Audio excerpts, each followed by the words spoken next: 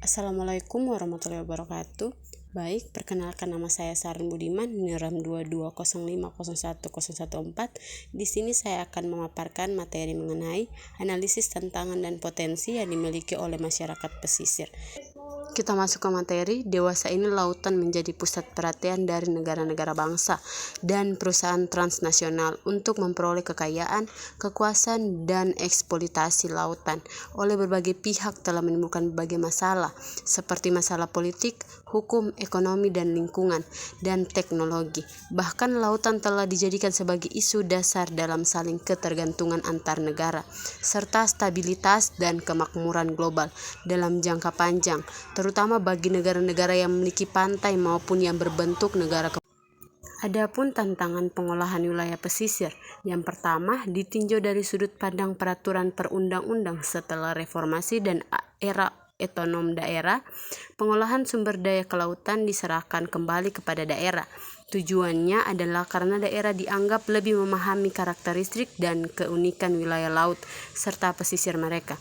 Untuk mendukung pengolahan ini, lahirlah Undang-Undang Nomor 27 Tahun 2007 tentang pengolahan wilayah pesisir dan pulau-pulau kecil. Undang-undang ini berfungsi sebagai lex spesial atau hukum khusus yang mengatur pemanfaatan sumber daya di pesisir dan pulau-pulau. Yang kedua, kesiapan pemerintah daerah. Tantangan bagi pemerintahan daerah di Indonesia, terutama provinsi yang berbentuk kepulauan seperti Kepulauan Riau, adalah bagaimana daerah, kabupaten, dan provinsi mempersiapkan master plan, perencanaan pengolahan wilayah pesisir mereka, mulai dari wilayah yang terdiri dari pulau-pulau di kawasan perbatasan negara sampai dengan 3/5 potensi pencemaran dan perusakan limbah yang nantinya akan berdampak kepada wilayah pesisir sebagai satu kesatuan ekosistem wilayah. Yang ketiga, kalangan akademisi dan lembaga sosial kemasyarakatan. Selain itu, sesuai peraturan perundangan, bila telah diundangkan, maka semua masyarakat dianggap tahu. Sedangkan masyarakat yang hidup di pesisir banyak yang tidak mengetahui keberadaan peraturan perundang-undangan, bahkan tidak mengetahui program-program yang telah dibuat oleh pemerintah pusat dan daerah untuk mereka. Disinilah diperlukan bantuan kalangan akademisi, para terpelajar, dan LSM yang konsen terhadap kepentingan masyarakat pesisir, membantu turun lapangan, mensosialisasikan program dan peraturan pemerintah baik tingkat pusat dan daerah yang berkaitan dengan hak dan kewajiban masyarakat setempat. Yang keempat, pengembangan ilmu pengetahuan dan teknologi. Pengolahan wilayah lautan tidak akan lepas dari pengetahuan dan teknologi. Bagaimana mungkin masyarakat pesisir, terutama para nelayan, mampu meningkatkan daya tangkap perikanan serta ekosistem laut lainnya seperti mangrove, budidaya terumbu karang, sampai dengan budidaya tumbuhan laut seperti budidaya lumpur laut. Semuanya itu memerlukan keahlian dan teknologi dalam proses. Yang kelima, bantuan modal. Modal merupakan alasan yang utama bagi masyarakat pesisir, terutama nelayan tradisional, untuk naik peringkat menjadi nelayan modern yang mampu menggunakan teknologi agar tidak kalah bersaing dengan nelayan-nelayan di luar negeri. Kita masuk ke pembahasan kedua, pesisir dan laut sebagai sebuah potensi. Pengembangan mengenai wilayah laut tidak akan dapat dipisahkan dengan wilayah pesisir. Wilayah pesisir sebagai suatu daerah peralihan antara ekosistem darat dan laut yang dipengaruhi oleh perubahan di darat dan laut adalah merupakan wilayah yang saat ini peraturannya berada dan sejalan dengan kelautan. Pemerintahan kita menetapkan ruang lingkup wilayah pesisir ini meliputi 12 mili laut dari garis pangkalan ke arah laut dan 100 meter dari pasang tertinggi ke arah darat.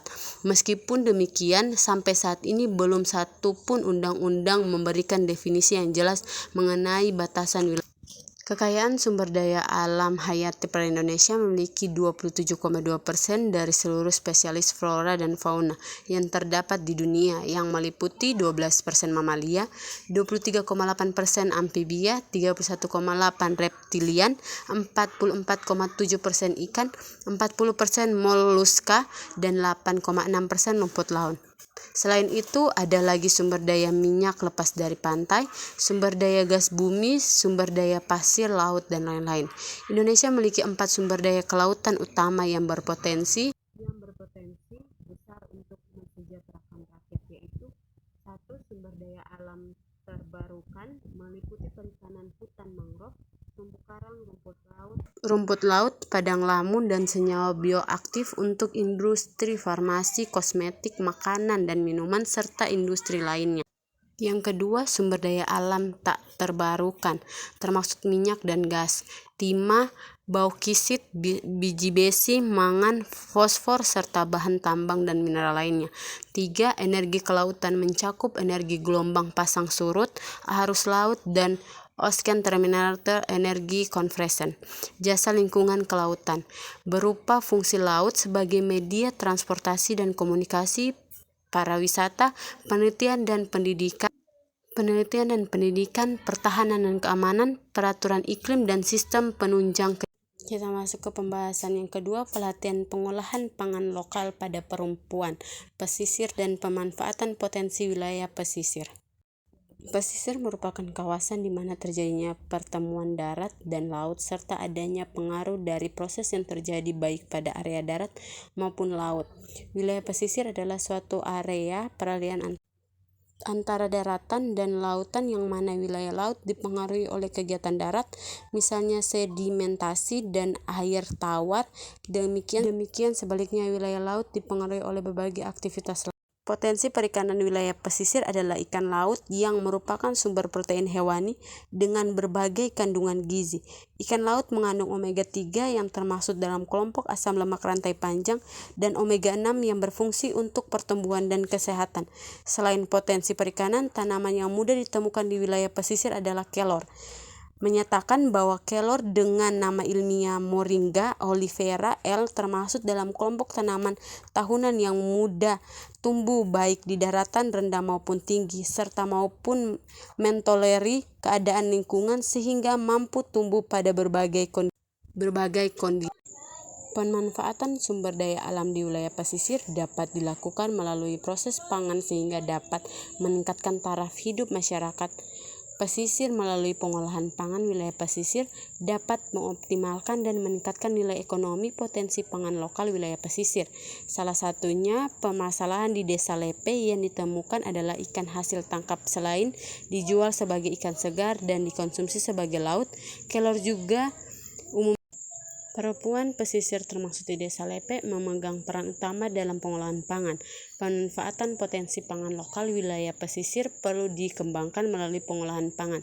Untuk itu, perempuan pesisir membutuhkan bekal pengetahuan dalam mengolah sumber daya pesisir khususnya pangan lokal. Hal ini menjadi latar belakang kegiatan pengabdian kepada masyarakat yang kami lakukan. Berdasarkan hal tersebut, maka tujuan kegiatan pengabdian ini. Desa Lepe merupakan salah satu desa dalam wilayah administratif Kecamatan Soropia, Kabupaten Konawe. Desa Lepe terletak di pesisir dan berdampingan dengan beberapa desa lainnya yang berada di wilayah pesisir Kabupaten Konawe. Pada umumnya mata pencarian kepala keluarga masyarakat Desa Lepe adalah nelayan, sedangkan kaum perempuan sebagai ibu rumah tangga. Berdasarkan observasi dan wawancara sebagai wilayah pesisir, potensi pangan yang banyak ditemukan di Desa Lepe adalah hasil perikanan, khususnya ikan. Kelor merupakan salah satu jenis sayur yang mudah ditemukan di Desa Lepe. Permasalahan yang dikemukakan oleh mitra adalah keterbatasan pengetahuan tentang pengolahan potensi pangan yang terdapat di Desa Lepe. Pengetahuan pengolahan pangan lokal sangat penting dimiliki oleh perempuan pesisir untuk mendukung pendapatan keluarga sehingga dapat menopang kehidupan rumah tangga nelayan. Menyatakan bahwa salah satu penyebab kurangnya pemberdayaan kawasan pesisir adalah rendahnya pengetahuan yang dimiliki oleh penduduk pesisir dalam mengolah sumber daya yang dihasilkan. Kesimpulan yang saya dapat dari pembahasan di atas, kegiatan pengabdian masyarakat di Desa Lepe, Kecamatan Soropia berhasil mengatasi keterbatasan pengetahuan dan keterampilan masyarakat pesisir dalam mengelola pangan lokal. Pelatihan yang diberikan khususnya dalam pembuatan nugget ikan dan stik kelor secara signifikan meningkatkan pemahaman peserta hingga 96,44%. Kedepannya disarankan untuk melanjutkan program pengabdian dengan fokus pada kewirausaha rumah tangga dan teknik pemasaran sederhana untuk produk olahan pangan lokal pesisir agar manfaatnya berkesinambungan. Itulah materi yang bisa saya paparkan. Lebih kurangnya saya mohon maaf. Terima kasih. Wassalamualaikum warahmatullahi wabarakatuh.